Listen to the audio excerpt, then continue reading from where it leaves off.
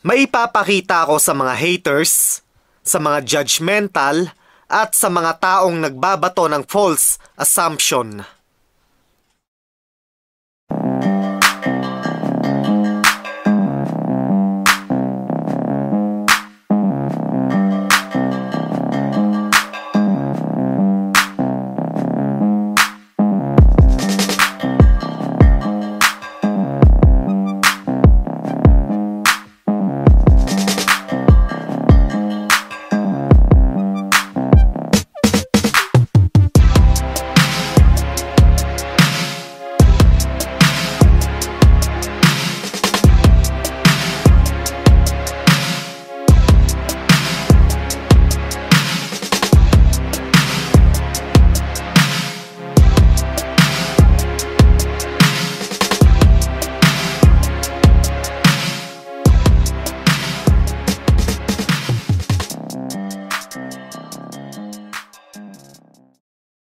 So ano, nakita nyo?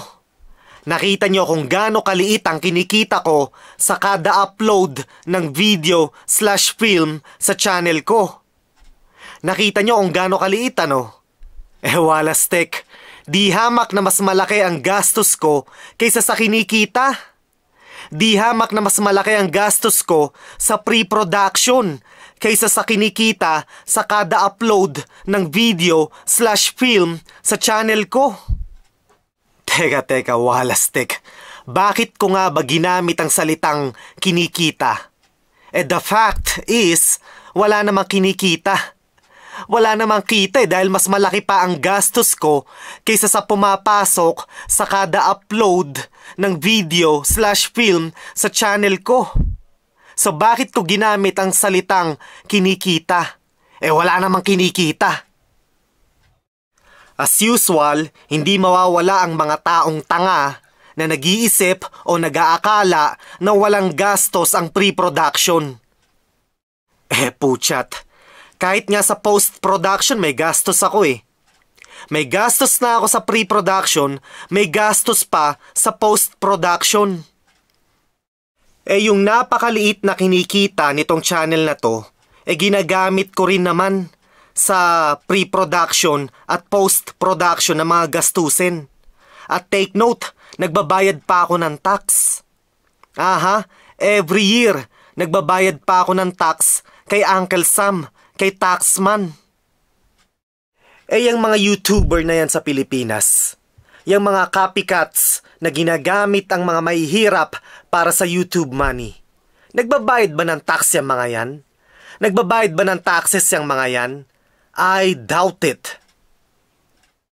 At yung mga gumagawa ng videos para sirain ang aking pangalan sa mga viewers at sa kanilang mga viewers, nagbabayad ba ng taxes yung mga yan? I doubt it. Well, kung kumikita sila sa mga videos o sa mga uploads nila, technically speaking, kailangan nilang kumuha ng business permit. Kapag kumikita ka ng pera mula sa isang bagay o mula sa isang pinagkakakitaan mo, technically speaking, kailangan mong kumuha ng business permit. May business permit ba yung mga yan? I doubt it. Nagbabayad ba ng taxes yung mga yan? I doubt it. Ang YouTube channel ko may business permit. Ang YouTube channel ko may business permit mula sa Los Angeles Office of Finance. At every year, nagbabayad ako ng taxes. Take note nagbabayad ako ng taxes every year at every year din, rine-renew ko ang business permit ko. Sa mundong to, marami kasing bobo. Maraming bobo na inaakala nila na porket gumagawa ka ng mga videos at nag-a-upload sa social media, automatic yayaman ka na. Maraming bugok, maraming tanga, maraming bobo. Mga bobo, kailangan mo ng hundreds of thousands of views. Kailangan mo ng millions of views para masabi mong kumikita ka. Sa akin, tignan mo kung gaano kaliit ang views. Tignan mo kung gaano kaliit ang viewer engagement. Napakaliit. Marami kasing bobo at tanga .